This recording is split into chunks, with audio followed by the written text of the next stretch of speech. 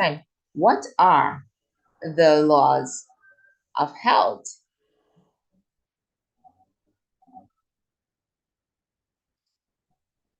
They are, well, some people may know it as New Start, and then they are pure air, sunlight, abstemiousness. So what you're going to do there, you're going to abstain from what is not good for you, and you're going to eat moderately of what is good, very different to what the world tells you to eat moderately of everything. There's also rest. You must have proper rest, exercise, proper diet, the use of water, trust in divine power. These are the true remedies.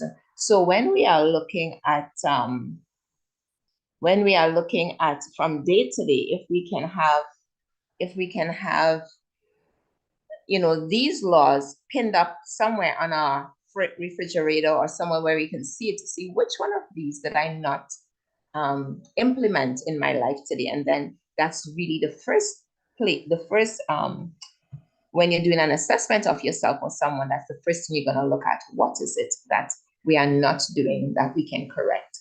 And so the Lord said, if thou wilt diligently hearken to the voice of the Lord thy God, and wilt do that which is right in his sight, and will give ear to his commandments, and keep all his statutes, I will put none of these diseases upon thee, which I have brought upon the Egyptians, for I am the Lord that healeth thee. Exodus 15:26. So proper nutrition is vital to good health. Proper nutrition supplies the nutrients that the cells need. So therefore, we must choose wisely the foods that we are going to eat. Everything that we put in our mouth, it should be nourishing to the body. So if it isn't, think twice. It may taste good, but if it's not nourishing, then it should not really be put in our mouths. So God said, behold, I have given you every herb-bearing seed which is upon the face of all the earth, and every tree in the which is the fruit of a tree yielding seed. To you this shall be meat. So everything that bears seed, God is saying, I've given it to you, right? That is everything upon the earth. So God knows our body. He is the one that has given us the blueprint, and that is what is going to bring us good health. So if you know your car takes premium, you can't go and put diesel in it, right? The manufacturer knows what the car needs to function effectively. And so it is with God. He is our manufacturer. So after sin, plants were introduced to the diet. Genesis 3 says, thorns also and thistles shall it bring forth to thee, and thou shalt eat the herb of the field. In the sweat of thy face shalt thou eat bread. So if you do a garden, you're going to have to pull out the weeds. You have to make sure that it doesn't choke out your plants. So these are the things, and you do sweat when you're out there working. So God has given us that. So plants include familiar types such as trees, herbs, bushes, grasses, flowers, vines, ferns. Most plants grow in the ground with stems above and roots below. And so what is man's best food? Grains, fruits, nuts, and vegetables constitute the diet chosen for us by our Creator. In grains, fruits, vegetables, and nuts are to be found all the elements that we need. So when people say you cannot go plant-based, you're going to be lacking in things. And that is not so. And as we continue with the presentation, you will actually see that God knows best. So there's nothing that we need from what God has given us that we would lack anything in our diet. So grains, fruits, nuts, and vegetables constitute the diet chosen for us by our Creator. These foods, prepared in as simple and natural a manner as possible, are the most helpful and nourishing. They impart a strength, a power of endurance, and a vigor of intellect that are not afforded by any more complex and stimulating diet. So when we have all of these pies and puffs and all of these, gravies and all of these things that we prepare with a lot of butter and fats, that doesn't give you vigor. So that is they are complex and they're stimulating. So you can just, your fruits, your vegetables, your grains, just very simply with just your herbs and stuff is all that we need. So one way to know that you have a healthy diet is to be able to see a variety of colors on your plate. And that is why we say you want to eat what? The rainbow. So you see how that looks? Beautiful. You're seeing all the colors of the rainbow. Then you would know that, yes, I am eating a healthy diet. And that is, again, a whole foods, as you can see there. So you want to eat 3 to 5 servings of fruits and vegetables every day. And what you're doing when you're eating fruits and vegetables, you don't eat them at the same meal either. So if you're gonna have a meal with fruits, you want only fruits for that meal, and then the next meal you can have vegetables. So let's say if you have like apples, you can have, with that, right? And fruits constitute anything that has a seed in it, right? So even your cucumbers are considered to be a fruit. So, and then your vegetables like your carrots and beets and things like that, they constitute vegetables, right? I'm just giving you a little example, not just exclusive. So it would be better to eat only 2 or 3 different kinds of food at a meal than to load the stomach with many variety, right? For example, including lots of various legumes or peas and beans. They are treated as one kind. So you can have a variety of that. They are treated as, as one kind. So you can use simple foods of the same kind, right? Proper nutrition supplies the nutrients from the cell. Proper nutrition supplies the nutrients that the cell needs. So once we have proper nutrients, we know that, the cell will get exactly what it needs, and the cell makes up the tissues, makes up the organs, makes up our body. So we want to make sure that we're eating healthy. What are the 3 major constituents in food? So all foods contain protein, carbohydrates, and fats. All foods contain that. So when you look at the 5 basic components of food, you have protein, carbohydrates, fats, vitamins, and minerals.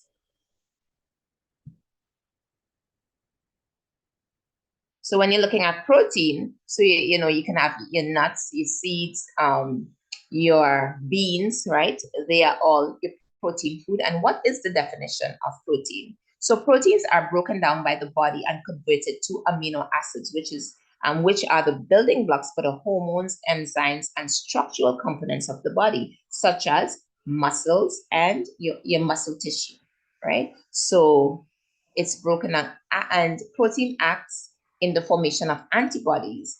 It maintains acid-alkaline balance. It's also a source of heat and energy.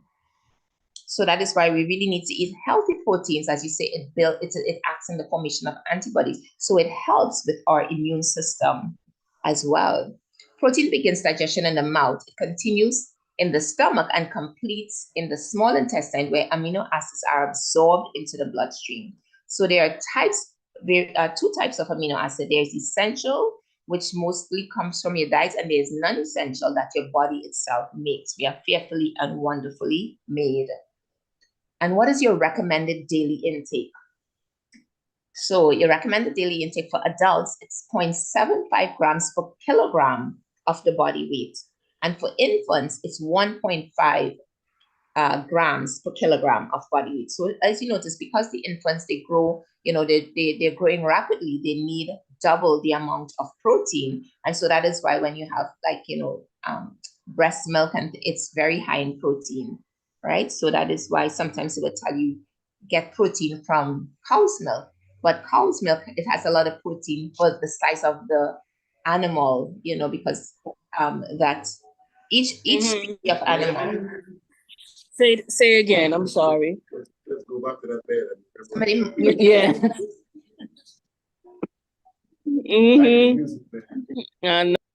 Sorry. Can everybody mute their mics? I just took care of it, Sister Liz. Okay, thank you. Sorry. Yes, so the health effects of too little protein. So what happens if you don't have enough protein? You can have diarrhea, vomiting, malnutrition, right? Or protein energy malnutrition is called PEM, Kashiwaka, marasmus. And normally when you look at it, in our society, we don't, they talk about not having enough protein. We actually have too much protein, right? So, and we can see it within our society. Unless you're totally deficient of any kind of food, as certain places in like India or Africa and certain places like that, then you see where they have the big belly, called kashioka. And you have some of those diseases because they lack it. But in the Western society, you really don't see anybody with not enough protein, with the deficiency. But you do see here too much protein: heart disease, kidney problems, female diseases, gout, obesity, cancer, osteoporosis. All of these things are the effects of too much protein, and also the type of protein that we have, because we eat a standard American diet, which we call a SAD diet, and it makes our body very sad that we have these negative effects. What is the problem? What is the number one source of protein on the face of the earth? No, believe it or not, it is actually soybean. And when you're looking for soy, you have to make sure you get the organic, because there's so many genetically modified soybeans out there. So make sure it's organic. What are some foods that are rich in protein? So you have your beans, your lentils, your mung bean, your amaranth, and these are grains: whole grain bread, tofu, potatoes, spinach, avocados, quinoa, sesame seeds, pumpkin seeds, navy beans, wild rice, chickpea, black-eyed beans, lima beans. That's just to name a few. There's a variety of foods for protein out there, and wholesome, healthy protein that your body is readily used when you cook it. Carbohydrates. Now, that's so definition. What is a carbohydrate? The sources of carbohydrates are from starches, sugars, and fibers. Starch and sugar are converted into glucose, which is the body's main fuel. So fiber, found primarily in plant foods, acts as a bulking agent that helps keep the intestine clean. So, sometimes people may tell you to go on a cut out your carb diet. No, it's a type of carbohydrate. So if you're eating white sugar, white pasta and things like that is not healthy carbs, because it has no fiber, and it goes straight into, it turns to sugar and goes into the bloodstream. But this now, so the fiber is needed to, it's like it's a bulking agent, but it acts like a detergent to clean out your cells as well, plus giving you the nutrients that it needs. So carbohydrate begins in the mouth, pauses a while in the stomach, and ends in the small intestine, where it is absorbed into the bloodstream. Excess carbohydrates is stored as glycogen in the liver and muscles. So you need B vitamins to synthesize carbohydrates. So when you have whole grains, you will get your B vitamins actually from your whole grains. So use whole grains. Carbohydrate supplies energy that the cell needs. So you need energy, make sure you're getting good, healthy, whole grain carbohydrates. And what are some of the indication of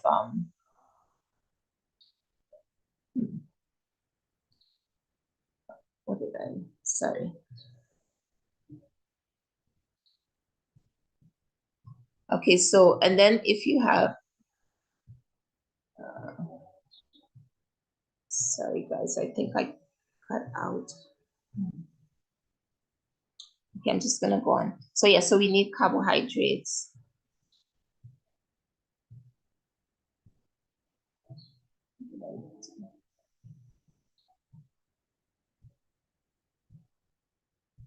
Okay, then if you have, one second.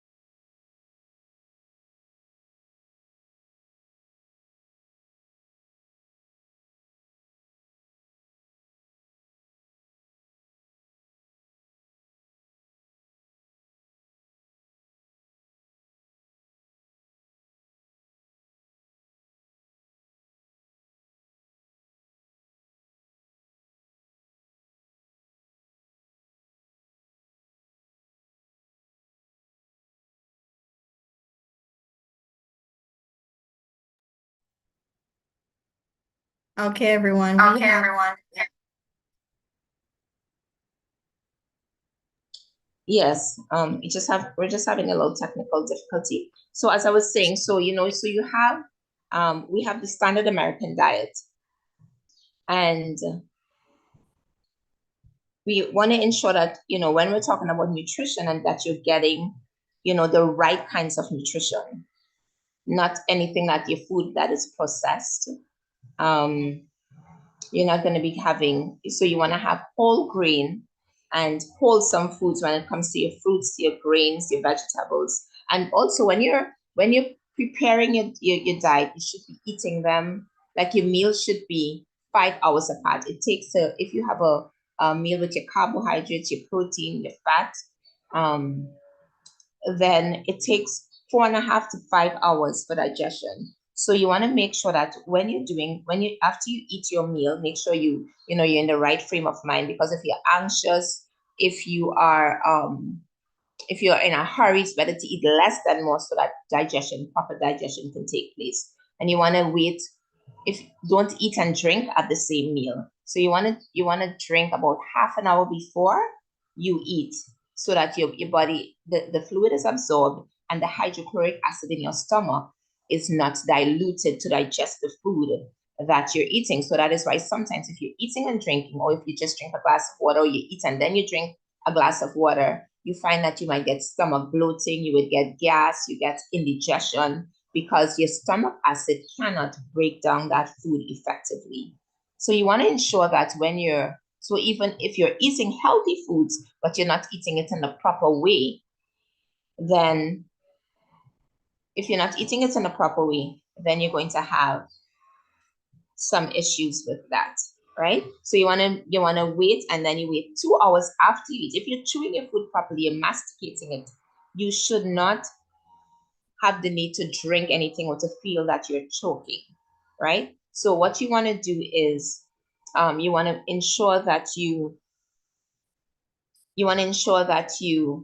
chew your food properly, and then wait 2 hours after before you start drinking. If you have to take a little sip of water here and there, it's fine, but don't, wait until 2 hours and then you can take a mouthful of water, or whatever fluid. Water is best. And 5 hours later, then, so not even snacking in between. Even if you put a piece of fruit in your mouth, that will actually stop digestion. And then your digestion stops to start digesting what you just put in, but then the other food, what you call putrefies or rot in the gut. And again, that's where you're going to get your burping, your bloating, things like that. So you want to just be very careful when you're eating, that you follow some of those laws, and it's very helpful. And in that way, you also get the most amount of nutrients from your food, because your stomach is able to break down the food into the your amino acids when it comes to your proteins, or your sugars, when it comes to your your carbohydrates, that is usable to the body, that will give you energy that your body needs. So we're going to continue. So as I was saying, so carbohydrates, the digestion begins in the mouth. It stops for a while, and then it ends in the small intestine, where it is absorbed into the bloodstream. Excess carbohydrates is stored as glycogen in the liver and muscles. So, so sometimes if something happens, you need that extra boost, and, your body will actually go into its reserves, which is stored in the liver and the muscles as a last resort. So, you need your B vitamins to synthesize your carbohydrates. So you want to use whole grains for that. You will get it there.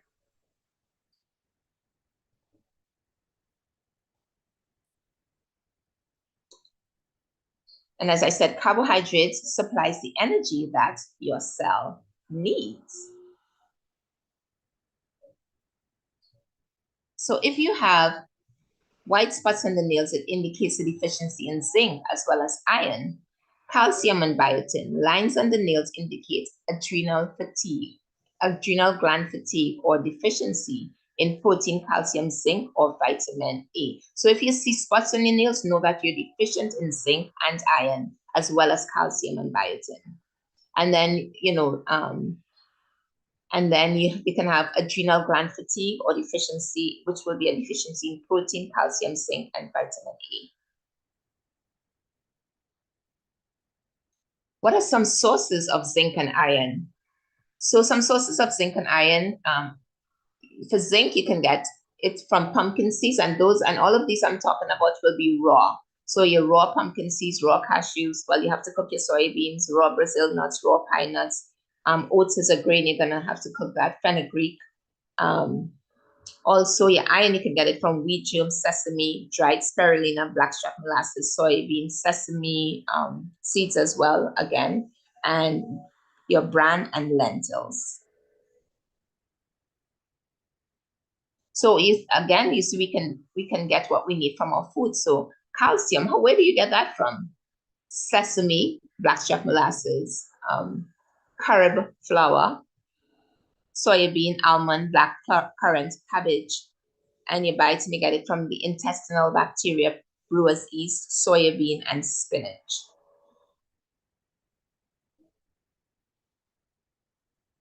You can use natural whole grain bread as a source of carbohydrates.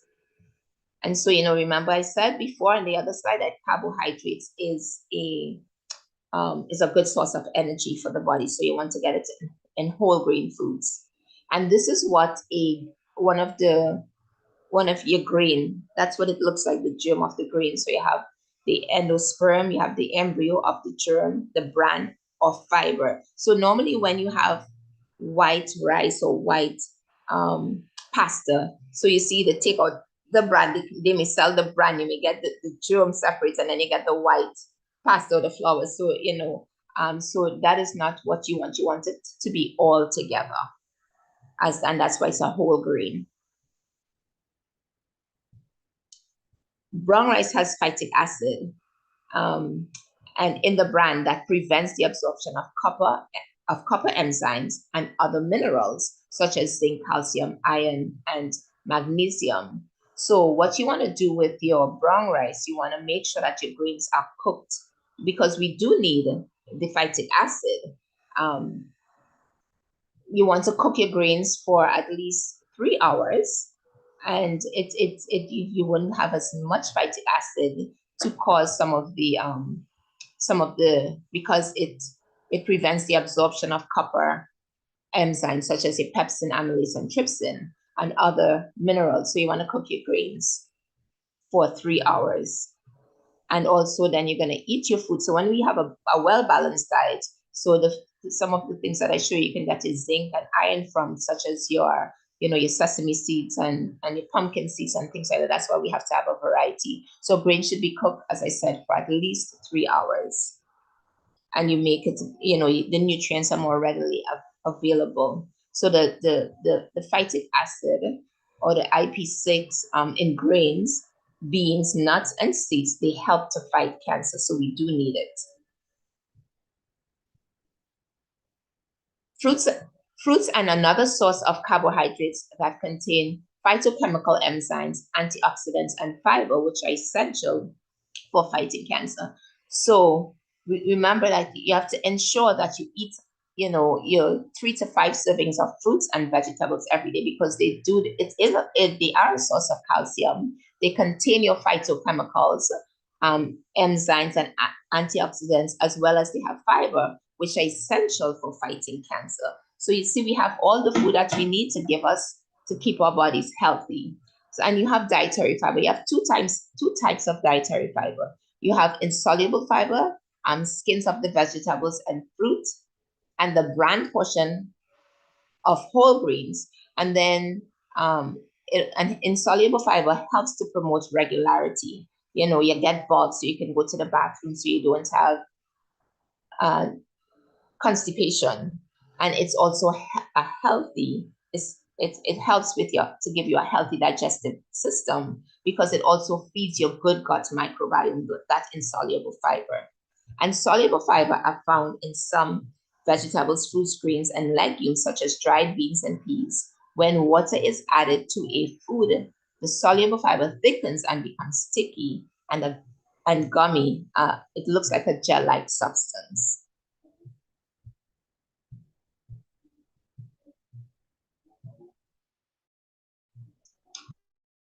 What are some of the benefits of soluble fiber?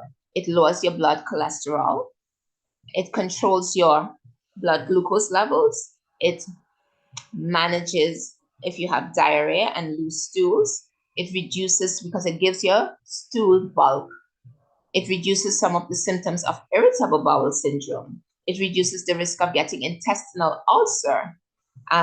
So you have a healthier colon by increasing the amount of healthy bacteria because that's what it feeds on. Now, these are some of the foods that you will get. Look at the serving that you have. So I wouldn't call all of them. You can just take a snapshot if you like. But, look at so for passion fruit, you have 125 milligrams, or half a cup will give you 6.5 of soluble fiber. And so that's pretty high. Avocado, half a fruit will give you 2.1. So just take a look, and then so that's just some of your fruits and vegetables. Just take a snapshot, and then we can go and you can see. So things like prunes, dried prunes would give you 1.1. Apple skin, one medium apple give you 1 gram of soluble fiber. And then we can go into the vegetables, and then you can see where you can get some of it. So you get it both in fruits and in vegetables. So some of this soluble fiber in your vegetables are Brussels sprouts, sweet potato. You have to cook it with the skin. And so you get 2 grams. You have eggplant. So again, take a screenshot. So cooked carrots with the skin would give you 1.2. So if you're eating a variety of food, you can easily see how you will get your allotted amount of soluble fiber, which is very helpful, as we saw what the benefits of them are to bring down your cholesterol. So these are the things that you need. Then you also get them in legumes, nuts, and seeds. Again, take a screenshot. So your black beans, your lima beans, and look at how high it is. Black beans, cooked black beans, 5.4. So 3/4 cup. Lima beans, 5.3. So you see how high, even eating your beans, how high they are. And then you have your cooked tofu, 2.8, and so forth. With your flaxseed, you get 0.9. So you get exactly the amount of soluble fiber you need when you do, again, a variety of foods. You also get soluble fiber from grains and cereals. So your oat bran, oatmeal, rye bread, pearl barley cooked, you get 0.8. So, and then if you need to take some supplements, if sometimes you need bulk, so you can take things like psyllium husk, metamucil, and that would also help to give you some fiber if you're having issues. Sometimes people need some supplements to kind of bulk up there or to help them to go to the bathroom. So those are things that you can use. The more dietary fiber intake, the more you need to drink fluids. So remember that as you're having a good dietary fiber, you make sure that you drink at least anywhere from 2 to 2.5 liters or 8 to 10 glasses of water per day. This helps to prevent gas, bloating, and diarrhea, because if you don't drink enough water, you need the fiber. You need the fiber to help you with bulk. So it kind of pulls some of the water as well. So if you're hydrated, then you will get exactly what your body needs.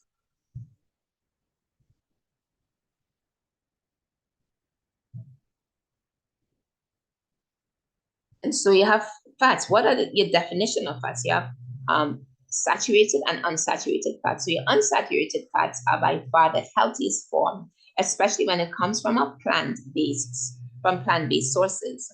Diets rich in refined saturated fats have been linked with numerous diseases. So whereas as we were showing you before, your healthy fats, you're gonna see exactly what they do, and your unhealthy fats, how they are linked with various diseases because of the high cholesterol content, which you don't have in a plant-based diet.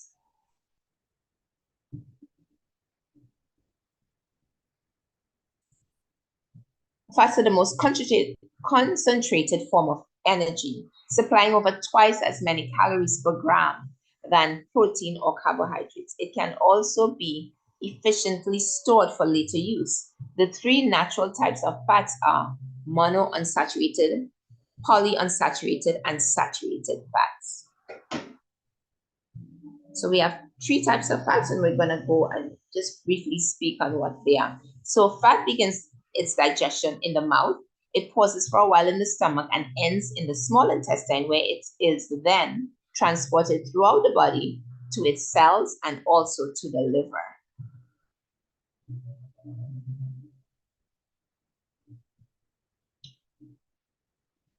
Like carbohydrates, fats are a major source of energy. When at rest, the muscle prefer to use fat for fuel. It aids in the absorption of, so you have some vitamins such as your A, D, E, and K. They are what we call the fat-soluble vitamins. So when you're taking these vitamins, you want to make sure you have a healthy fat with it, such as you want to have a healthy fat such as your avocados or some nuts, right? So it provides, so your fats also provide essential fatty acids needed for growth, health, and smooth skin. A low fat diet or inability to assimilate fat results in eczema and disorder of the skin and hair. And also, if you're using fats from animal sources as well. So a good source of fats are nuts. You measure the intake, the daily intake, by a closed fist at the end of breakfast and lunch. So it's best to eat your fats at the, as your nuts at the end of your meal. So it's just a closed fist, because you would have already eaten a meal. A lot of times we eat nuts and stuff as a meal, but it's really just to seal off it helps you to feel full. It seals off your the need to want to eat more food, and it also prepares you for the next meal. So it's best at the end of the meal to close off your appetite, as I was saying before, and it helps you to transition to the next meal without your blood sugar going too low. So it helps to stabilize that blood sugar as well. And so then you have your omega-3 fatty acids, the ALA, which decreases the stickiness of the blood platelet. It also helps reduce high blood pressure. It reduces some forms of inflammation, such as arthritis. So, when you're eating your healthy omega-3 fats, and where do you get that from? Chia seed, ground flaxseed, your green soybeans, green leafy vegetables, avocado, walnuts, pumpkin seeds. So you can get exactly what you want. You don't have to use those vegetable oils and processed oils out there. You can actually get it from your seeds and your nuts. Then you have omega-6 fatty acids, or your GLA, and the primary source of the omega-6 family. This can be produced. These in the body can be produced all the other needed for omega-6s if the linoleic acid is present, or from arachidonic acid, right? So you can actually produce these in your body. So your common sources of your GLA or your omega-6 fatty acids, you can get them from evening primrose oil, corn, safflower, sunflower seeds, soya beans, and cottonseed oil. You can also get them from raw and sunflower seeds. Yeah, arachidonic acid is found in meats, or it can be made from your linoleic acid. So if you're giving the body what it needs, you don't need to get your arachidonic acid from meats or from animal products. You can actually get them from your linoleic acids.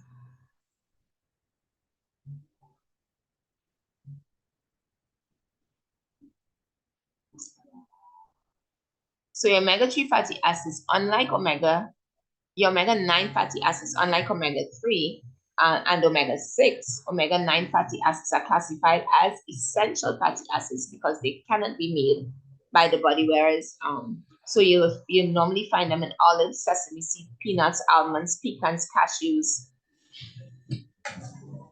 hazelnut, macadamia nut. And so how can you get your daily required dose? All you need to do is just take 7 olives daily. You can only use virgin or extra virgin oils, also known as or cold pressed oils, if you're going to do that. If you're going to get them from, because it's time release and they're superior the effects are superior in nuts and whole grains rather than in oils. So it's still better, although you can get it from some of these oils, it's still better to get your omega-9 fatty acids from your oils, from your nuts and seeds, sorry, rather than your oils.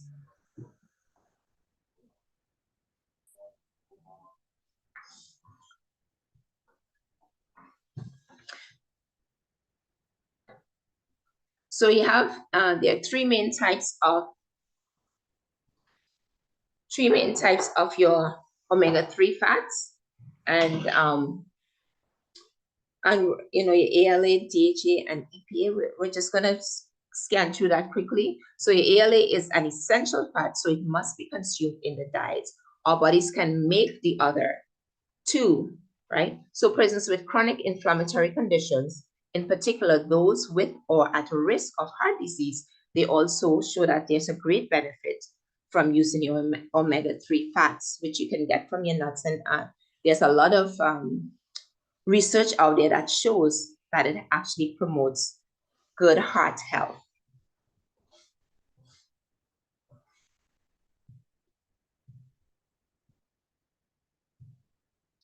And these are some of the foods that you can get your ALA from, but we also showed that you can also get it from plants as well. So, you know, eggs, but look at the servings is actually, you know, compared to if you're getting it from your. So when you look at the eggs compared to like your cooked soybeans, you get 0.7, you get 0.76. So even in soybeans, you're actually getting more of your ALA compared to if you're eating it from animal products. So 2 eggs will give you, yeah. But then look at your ALA from your nuts and seeds compared to the animal products, which they tell you have to get it from. So your chia seeds would give you 1.9, right? Flax seeds give you 2.43. Your hemp seeds, you get 0.19, and that's per tablespoon I'm talking here. Pecans, 0.29. So you get a good amount.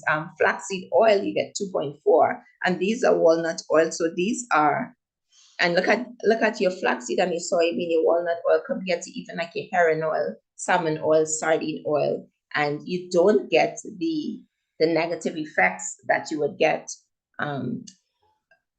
by eating animal-based. So example of fats to end a meal is nuts or a slice of bread with natural nut butter on it. Other fats you can include cashew, tahini, which is like for people that don't know what tahini is, it's a sesame seed, ground sesame seed that kind of make like a butter as well. So you can get it from your spreads, you can get it from dried coconuts. So these are all healthy omega-3 that where you can get these things from.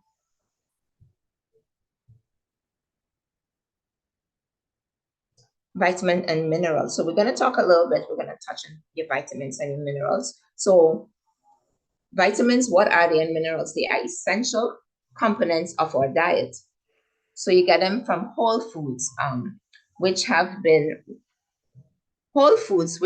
refined as little as possible, naturally contain the highest amount of these nutrients. So you don't want them to be refined, you're eating them whole. So your phytochemicals found only in plants are added bonuses thought to play a role in the prevention of many diseases, right? So you want to make sure that you eat whole foods and you don't want it as little refined as possible.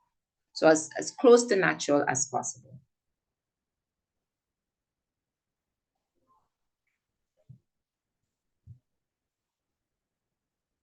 And I'll just talk a little bit about, you know, fat-soluble vitamins. So your fat-soluble vitamins are vitamins A, D, E, and K, as I said earlier. It's absorbed in the small intestine like fat into the lymphatic system. It's stored in larger quantities. Therefore, toxicities may occur. So you may have precursors, less vulnerable to cooking losses. So your fat-soluble vitamins, they are not as like you don't really lose them, the nutrients in it when you cook them. And so vitamin A functions, what does vitamin A do? So let's talk a little bit about your vitamins. So you have, it helps with vision, cell development, reproduction, immunity, and growth. And some of your food sources are, performed by your vitamin A. You can get them mainly all in your colors, So your carotenoids and your carotenes, you get them from your red colors, like your red peppers from yellow, and orange fruits and vegetables such as your carrots, your peppers, and your green, dark green spinach and dark green leafy vegetables. So what are some of the symptoms you may have if you're deficient in vitamin A? So you'll have vision disorder, dry skin, fetal developmental disorders, and who has an increased need for vitamin A? Growing children, adolescents, pregnant, and nursing women.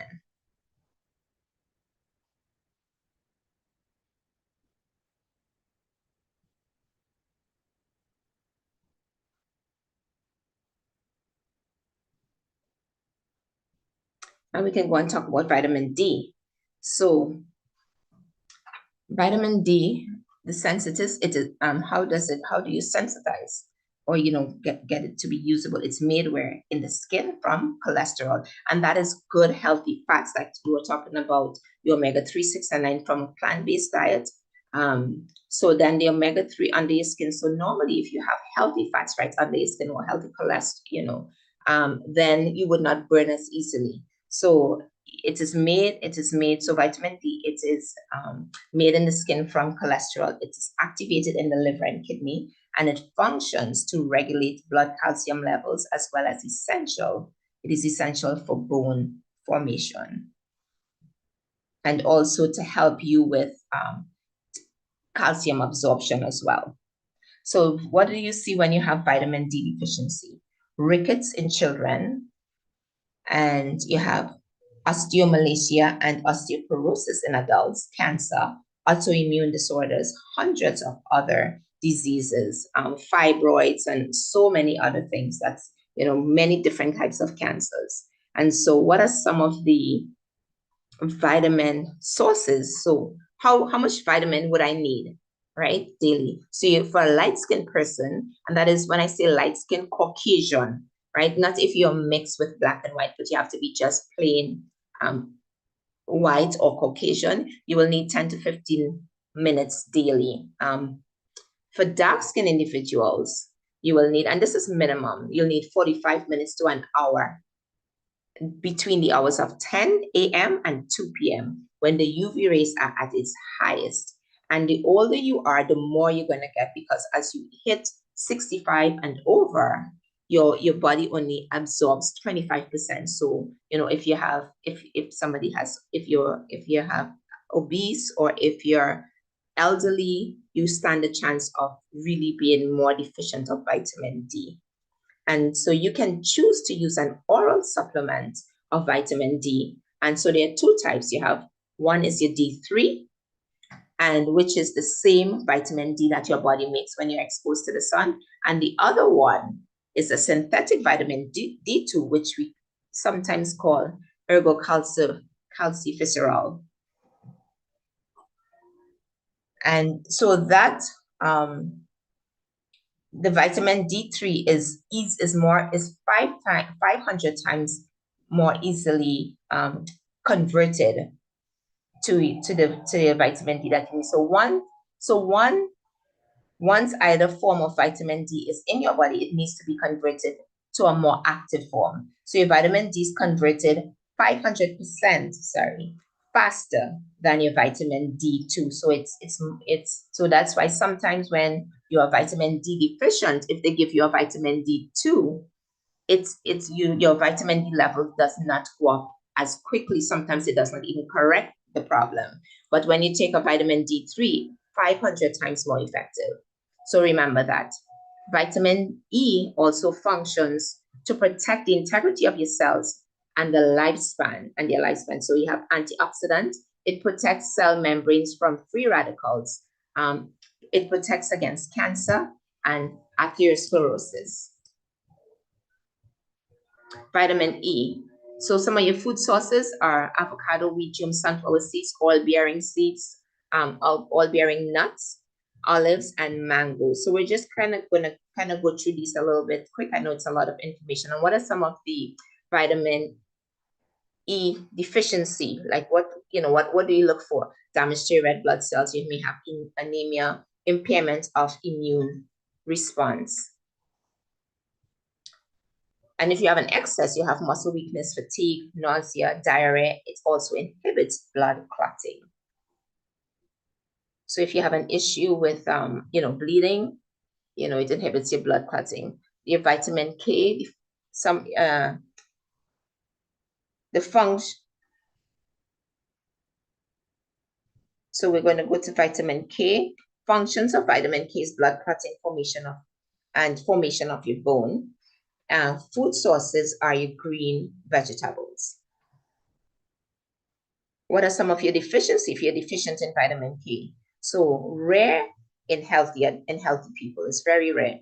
It increases the risk of hemorrhage, and excess can interfere with your anticoagulant medication. So if you have things like Coumadin, or it can interfere with your aspirin, 81 milligrams. It interferes with that. And I'll just give you a quick case. Like there was a case too where the person did not eat greens for a while, and they were having a lot of heavy bleeding, but because they weren't eating vegetables, they didn't like greens and they weren't eating vegetables. And they went to the doctors. They had all kinds of specialists look at them, and for years they suffered. And once they started, after doing the assessment, once you started to implement a whole food diet and introduce the greens, although they didn't like it, it's amazing how within months that hemorrhaging that they were having, it ceased. So it just shows that our food is really our best medicine. Some of the characteristics of your water-soluble vitamins are, so there are 8 B vitamins and vitamin C, and it's absorbed into the bloodstream. They're stored in small amounts, and so when you cook them, you can kill them. So you wouldn't have the, so it's not good to have these. So like your citrus or your lemon juice and stuff on over high heat, you don't get the full benefits of these 8 water-soluble vitamins, as well as your vitamin C. So your B vitamins act primarily as coenzymes. They work as catalysts, and they function in energy-producing metabolic reactions without changing the consistency or the B vitamin itself. Thiamine functions as a coenzyme in energy metabolism. It helps to synthesize neurotransmitters.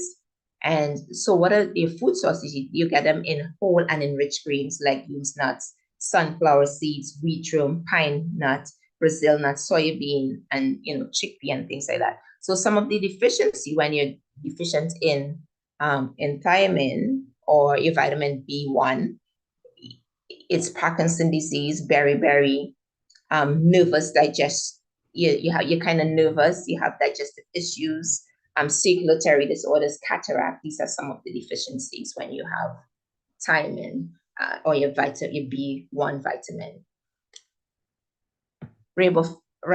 Riboflavin or vitamin B2, sorry. So it helps in energy metabolism, and it is necessary in all chemical reaction in which energy is produced in the body, and it also supports your antioxidants. And then you have niacin. So we're just going to go through some of these. I'll just, or your B3. So it helps with energy production in your cells. It's necessary for body growth. It supports fatty acid synthesis. It reduces cholesterol levels. You get them from enriched grains, bran, peanut, whole wheat germ, sesame, almonds, sweet corn, avocado, and things like that. So again, as we've seen, eating a whole grain, whole food, I should say, diet, you get everything that your body needs.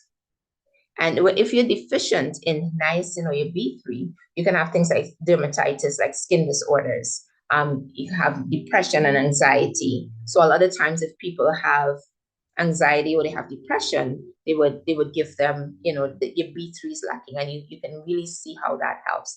If you in high doses, it's used to treat high blood pressure, high blood cholesterol. Some of the side effects of it is, you might get your skin will feel flush or liver damage, right? You know how you get skin flushing or you get red, and hot. So sometimes if you're taking too many of these, but if you're taking it from your foods, on the other hand, then you don't have that negative effect as when you're taking a supplement. So your B5, it synthesizes coenzyme A. So these are some of your food sources. You guys can just take, I know because we have quite a bit of slice to go through, so you can just take a picture of it, and so you get it from your nutritional yeast, avocado, cabbage, and things like that. When you look at what are some of the negative effects if you're deficient: headache, fatigue, irritability, impaired muscle coordination. You may have that burning feet syndrome. You're lacking in your B5, and you don't really, deficiency and toxicity, they are normally rare because you're getting it again from your food sources. If you're eating a good whole food diet.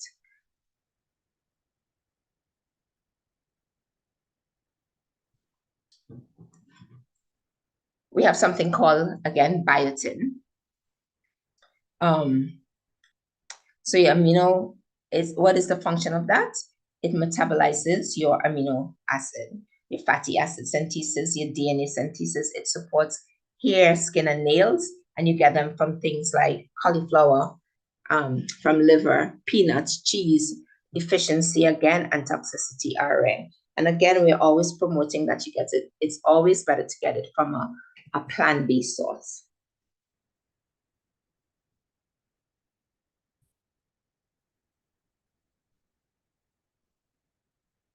B6, so you have a whole slew of B vitamins. And so it helps to metabolize carbohydrates and fats. It helps with energy production within the cell, and it supports your immune system. It helps with your blood formation as well. So like your hemoglobin that forms the red blood cells.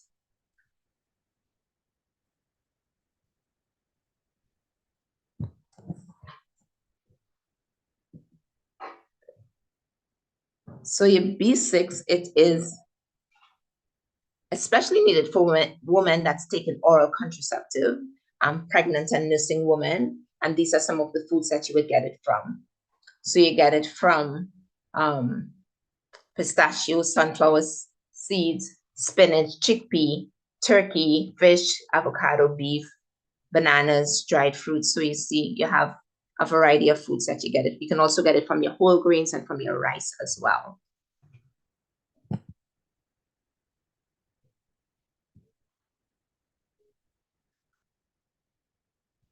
So deficiency, you can have a form of anemia, fatigue, nervousness, and skin disorders. And toxicity can cause permanent nerve damage if taken in high doses.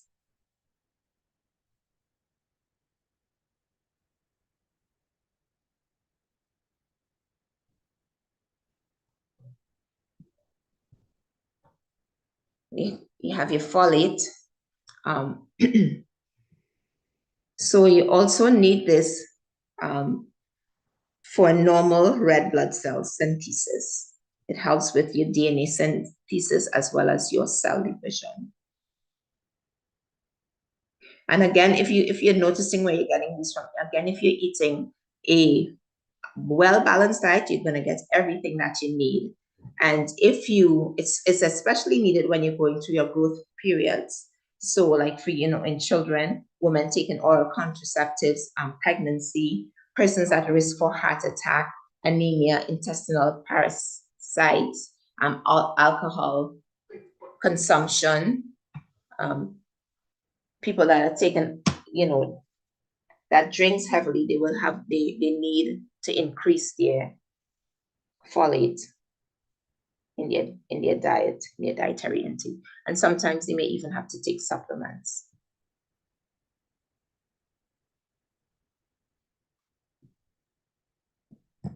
And these are some of the food sources. So you can get them from your mung bean, azuki beans, chickpeas, lentil, wheat germ, etc.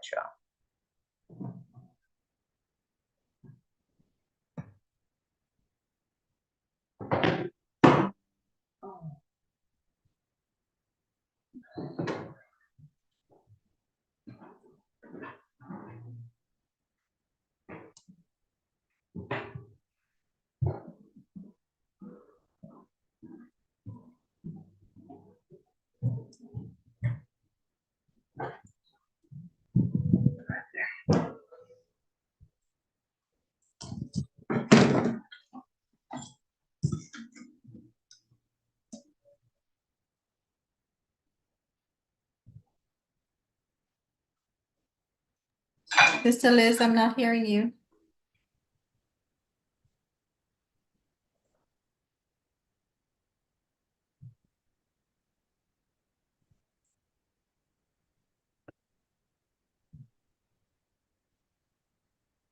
Yes, sorry, my computer died. I had to run downstairs quickly. Sorry about that. Yes, so vitamin B12, it is from a bacteria that is usually found in the mouth and produced in the intestine. So the functions, it is needed for normal folate function, DNA and red blood cell synthesis. It maintains myelin shell around the nerves.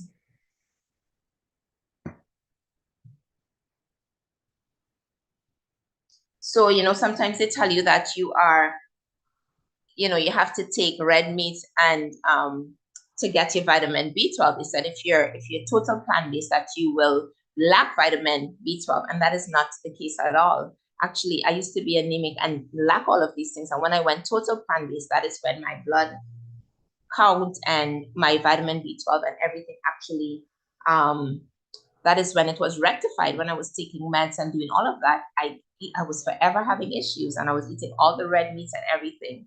So you see that you can get it from foods like spirulina, soybeans, spinach, barley. Animal foods is your meat, your liver, your milk, eggs. And deficiency is when you have your pernicious anemia, megaloblastic anemia, and nerve damage. So these are when you are deficient in your B12s. And as we see, it's even formed, as I said earlier, you get, because where does the animal get it from? It's not formed in animals, you get it as a bacteria. So when they're eating from the grass and, there's bacteria and stuff, so that is actually how it is formed. So that's why in the morning when you get up, it's in your mouth. So if you just kind of drink some water, you pass your tongue over your teeth, you would actually, and the tip of a ballpoint pen would give you enough vitamin. It's only in very minute amount you need it. So that would even give you enough vitamin to last you a lifetime, just enough on the tip of a ballpoint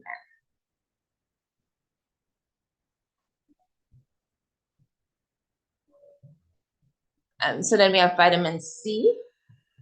It's an antioxidant. It neutralizes your free radicals. It helps with your DNA deterioration. And when you have cancer, it's an antitoxin. It neutralizes the action of a variety of toxic substances. It strengthens the immune system against infections, and it's needed for collagen synthesis necessary for wound healing. So you see how important your citrus and vitamin C is actually found.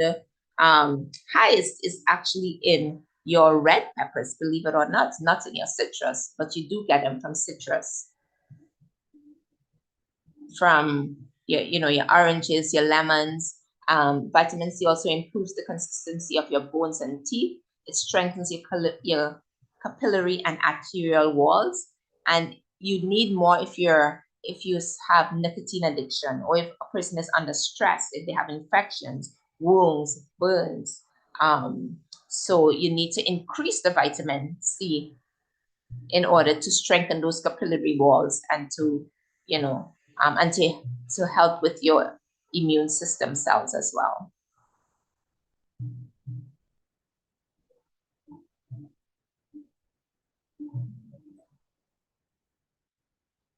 Some of your food sources, as I said, is citrus, sweet red peppers. I'm not going to go through all. You can just take a snapshot. Guava, strawberries. You also get them from your vegetables, broccoli, cassava, potatoes.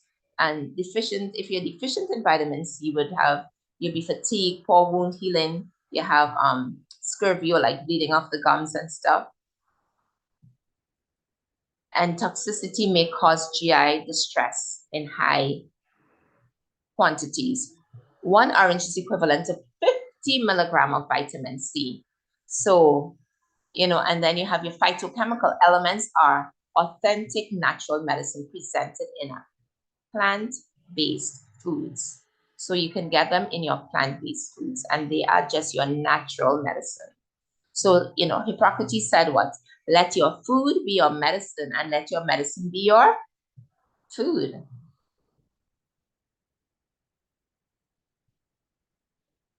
What are phytochemicals and where are they found? Well, you can find them.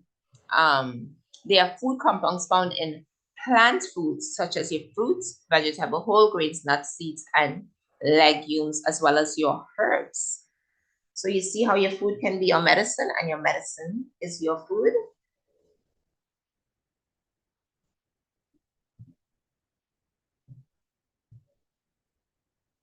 So we should be eating more foods as near as possible to their natural state to get the phytochemicals that we need for better health. So you look at those carrots, don't they look yummy? It's coming straight from the earth into your tummy. And in that way, you get all of the nutrients that your body needs. So what are some of the benefits of phytochemicals? They are present in all fruits, vegetables, legumes, and grains. All fruits, vegetables, legumes, and grains. There are thousands of different phytochemicals that exist, but only a few have been investigated. So they can't even begin to, they haven't even investigated all of them because there's so many of them. So that they provide natural color and flavor to the plants. They provide a defense system for the plants.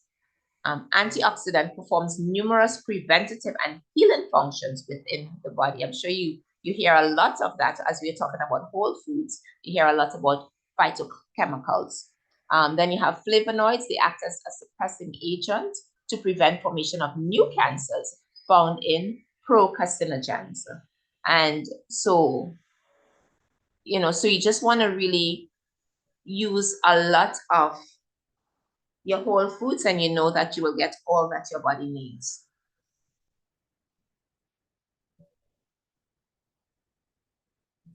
What are some of the sources of flavonoids? Your citrus, your orange, grapefruit, lemon. So, you get cherries, apples, onions, grapes, squash, pepper, currant. So, you get it again from your fruit sources. And then you have isoflavonoids, which they're a type of phytoestrogen, so female hormone or of plant origin, which facilitates the mineralization of bone and protects against arteriosclerosis and cancer. So you get them from soybeans and its derivatives such as tofu and other legumes as well. So everything that our body needs, we can get it from our foods. And then we can go, minerals, which you just need your sodium, potassium, chloride, phosphorus, and magnesium. So we're just going to barely touch on these because so when you look at, you see your Ca is for your calcium, your Na is for your sodium, your Mg for magnesium. And so when you look at some of these, your Fe for your iron, right? Cl for your chloride. So when you look at, what our body needs, the minerals, it comes actually, that's the very things that we get from the earth as well. So that is why we are to eat a plant-based diet. And so sodium functions to help in fluid balance, maintain fluid balance in the cells, nerve impulse transmission. It regulates your blood pressure. It serves the muscles as an electrolyte. So when they tell you that, you have high blood pressure, you must not have any salt. No, you actually need sodium. It's a type of sodium. So you want to make sure you have like your pink Himalayan or your Celtic sea salt, which has trace minerals. Is when it's washed out and they take away all the minerals from it. That is when it becomes very toxic to our bodies.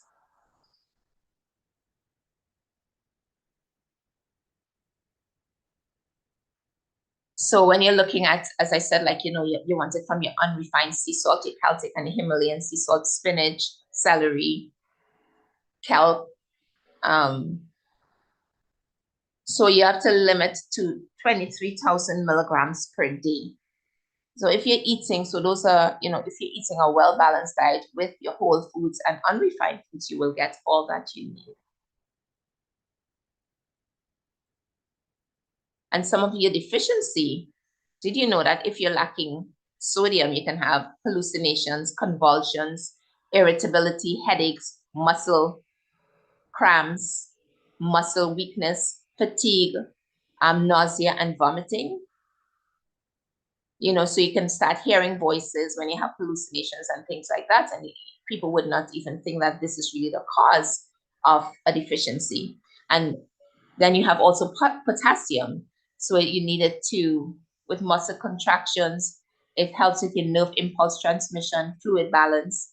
And you can get it from your blackstrap molasses, soybeans, wheat germ, almonds, fruits, and bananas. And that's just, again, to name a few. It's not an exhaustive list. Deficiency of potassium, muscle weakness, cardiac rhythm disorders. So you can start to have your heart beating really fast and things like that. Did you know, when it comes to bananas, that they are high in potassium, but did you know that they have an unusually high carbohydrate content? So before ripening, a banana is almost entirely starch. After ripening, certain varieties are almost entirely sugar. So it all depends, and we have many different forms of so it could be as much as 20% of your body weight, right? Of the weight, as much as 20% by weight, the sugar content in the banana when they are ripened.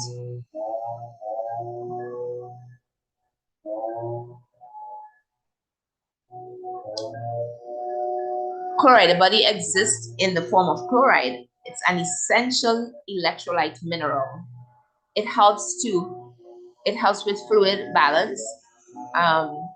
It also helps to produce good hydrochloric acid in the stomach.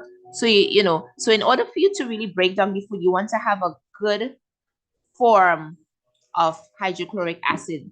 So sometimes you can make poor hydrochloric acid, which would give you issues in digestion of your food. And again, the sources of chloride, you get it from your salt. If you have a deficiency of it, you have loss of appetite, muscle weakness, dehydration, low stomach acid, alkalosis. It's a condition in which the body have excess base or alkali that can result in dangerously high blood pressure and excessive loss of potassium in the urine as well. Calcium. You need it in every cell in the body: bone structure, blood clotting, nerve impulse transmission, muscle contraction. So we all need calcium, and you get it from sesame seeds, sunflower seeds, blackstrap molasses, carrot flour, soybeans, almond, green vegetables, walnuts, millet. And again, every cell in the body needs it, and you need it for bone structure. And with calcium, in order to be able to metabolize your calcium, you also need vitamin D with that. So calcium is a major component of bones and teeth. In addition, calcium is required for muscle contraction, nerve impulse transmission, blood clotting, and regulation of cell metabolism. So calcium lactate, you can have 1,000 to 1,500 milligrams per day is recommended for adolescents and young adults. Ages 25 and above require 800 milligrams per day. So that is your required dosage. And so it is regulated by 3 hormones that control intestinal absorption. So your bone calcium release and kidney excretion, calciferol, parathyroid hormone, and calcitonin. So lack of dietary calcium contributes to the development of osteoporosis.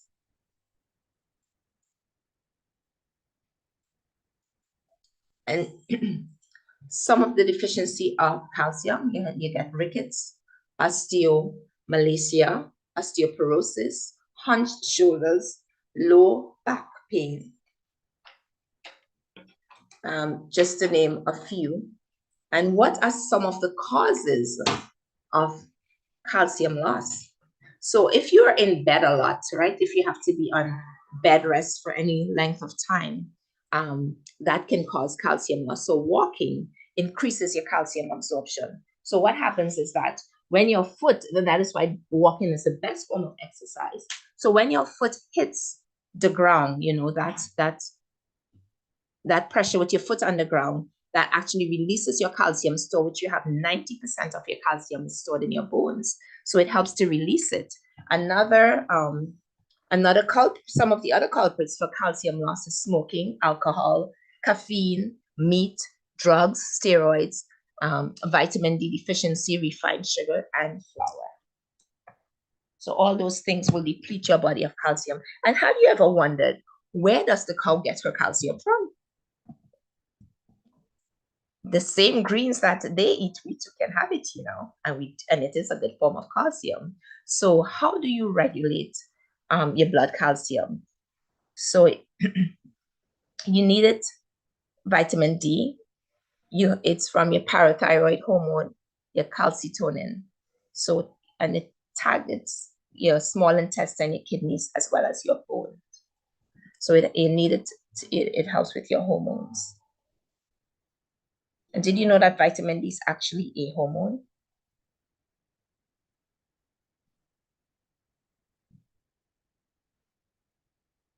And you can take a picture. And so these are some of when you have low blood calcium, what happens. And when you have high calcium, what happens, you know.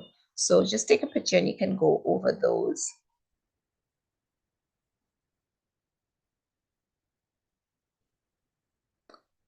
Phosphorus is a mineral of calcium within the bone. The mineral is an important nutrient.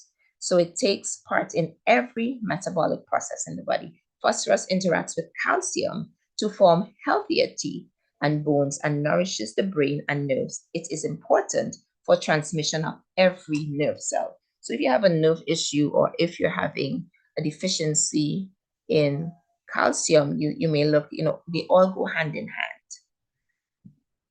So that is why we need a variety of whole foods to get what we need. So phosphorus helps with bone structure. It helps with the ATP, DNA, RNA, phospholipids in the cell. Phosphorus and calcium, they interrelate. So you must have both of them. And some of your food sources are bran, wheat germ, sunflower seed, soybean, and sesame seed, just to name a few.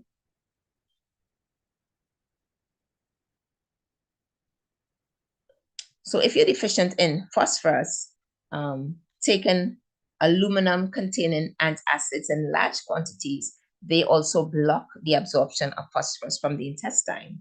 So you will have poor memory, brittle hair and nails, poor bone growth, osteoporosis, increased in skin sensitivity, weight loss due to anorexia, rickets, stun growth, decreased libido.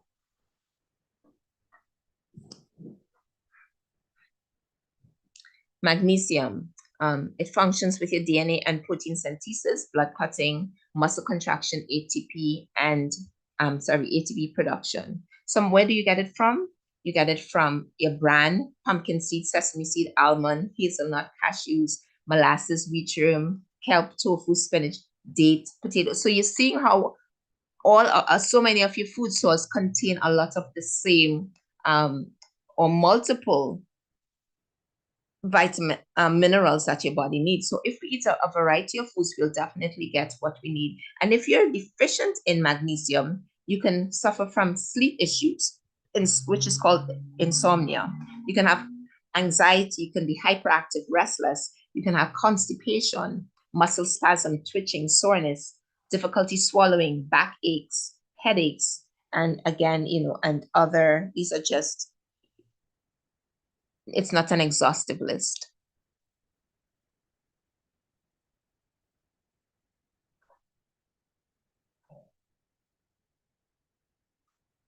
Difficulty breathing, if you have tightness of the chest, heart palpitations, high blood pressure, extreme fatigue.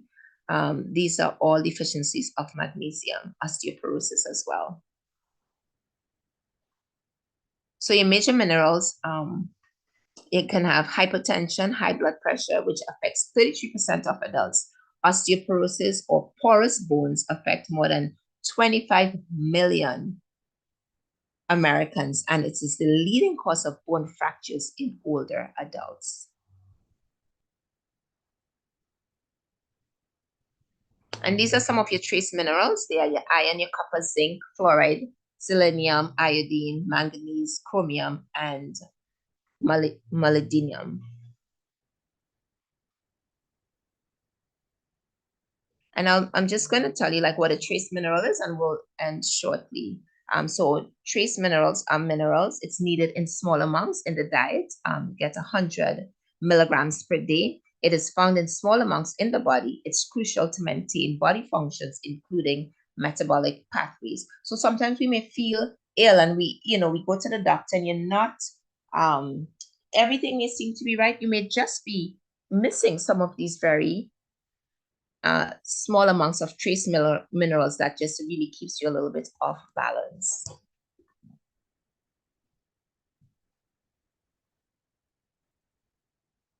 So when you're looking at, the major function of iron, what does iron do? It helps to transport your oxygen. It helps with brain function. It's an enzyme cofactor or constituent. It helps with your immune function. So you really do need to have, your iron stores at a normal level. And again, you can get a lot of these things from your food.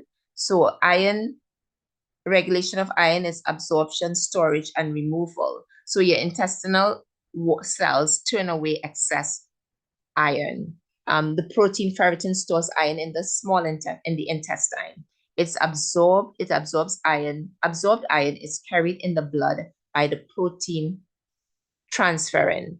Tissues store iron or incorporate it in heme. Red blood cells contain iron-rich hemoglobin, so you can lose some of it through blood loss, such as menstruation, removes iron from the body. So the storage iron is excreted when cells slough off.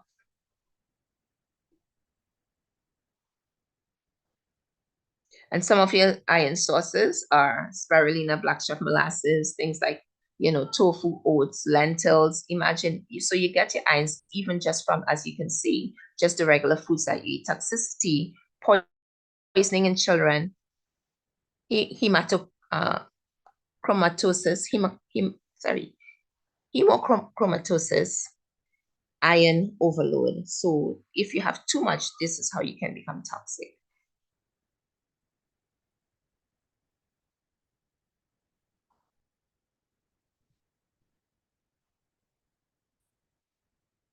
So iron deficiency would cause you to feel weak and tired. It decreases work and school performance because you're tired, you can't function. Slow cognitive and social development during childhood, difficulty maintaining your temperature, decrease in immune function, which increases susceptibility to infection. And then if you have like an inflamed tongue, glossitis.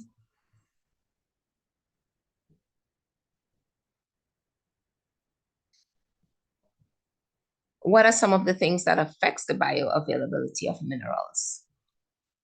So if you don't have enough fiber, if acidity of the intestinal environment, polyphenols, other minerals competing for absorption. So, if you're not eating the right amount, the right, food balance as well, if you're not if your intestinal, if alkaline, because your stomach lining should be, or your stomach should be acidic, right? So it all depends on the food. And if you're eating a standard American diet, all of these things would affect you as well. So factors that affect iron absorption, it's your vitamin C, calcium, and phosphorus. So things like your milk, factor in meat, poultry, and fish. Tannins found in tea, HCl secreted in the stomach, citric, malic, and some of these. It's based on some of the foods that we eat would affect our iron absorption. And we also need, in order to absorb iron properly, we need to have your vitamin C, your iron, your ascorbic acid, which is your vitamin C.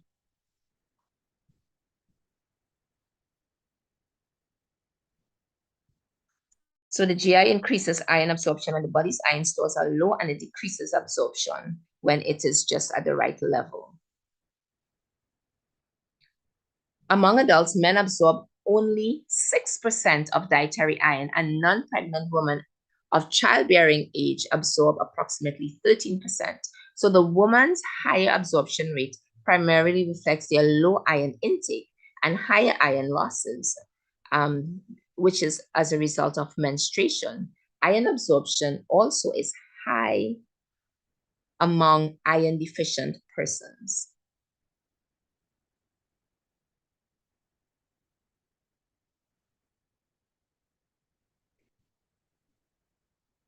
So depletion of your stores, as we see, you have the biochemical signs and the functions of implications.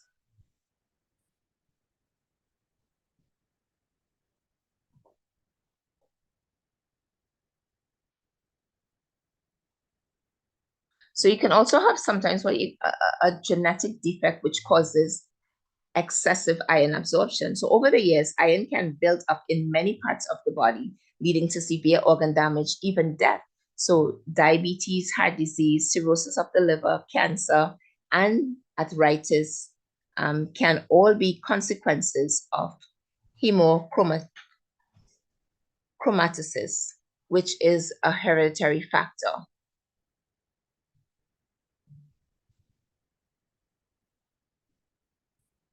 Or a genetic defect of how you absorb your iron. And we have zinc. So the functions of zinc, it's cell replication, hormone activity, sexual maturation, night vision, immune function, protein metabolism. So when we look at gene expression, so when we're looking at zinc, it is also, so that is when you have any kind of viral infections and things like that, because it does affect your immune system. So you want, it also, you want to make sure that you take, you eat your foods that is good in zinc. So maintaining the skin, hair, and nails, that's what zinc does, right? It helps to maintain your skin, hair, and nails. Some of your food sources. So when you're looking at zinc, you want to do about 50 to 100 milligrams, which it's better to get zinc from your food. The only time you would take a supplement is if you have some issues happening. It's better to get it from your food. You can get it from wheat germ, sesame seeds, cashew nuts, pumpkin seeds.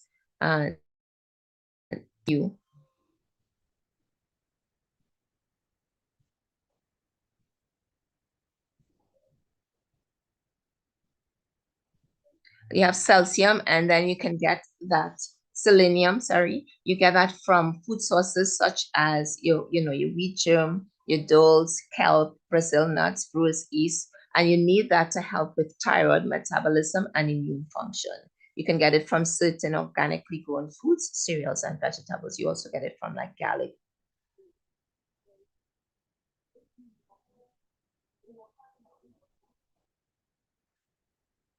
Deficiency includes increased susceptibility to some infections, improper thyroid function, and you can have, if you have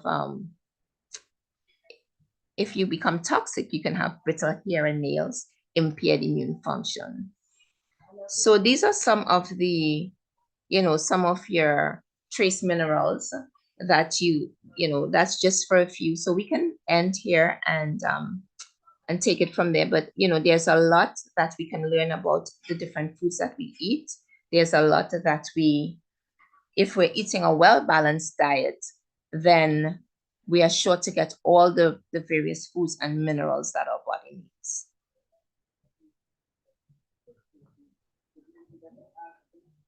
I don't know if you guys have any questions.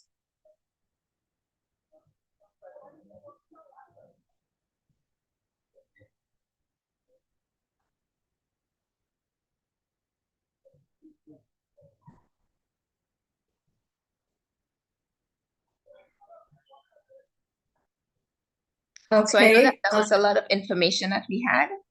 We kind of cut it short. We have a lot that we can do, but just to kind of give you an idea of how your body works, how food works in your body, and you can get all the nutrients, your trace minerals, and everything that you need when you eat a whole grain, plant-based diet.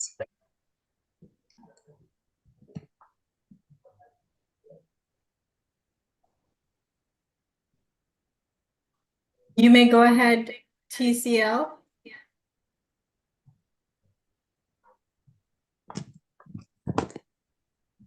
TCL, you may unmute.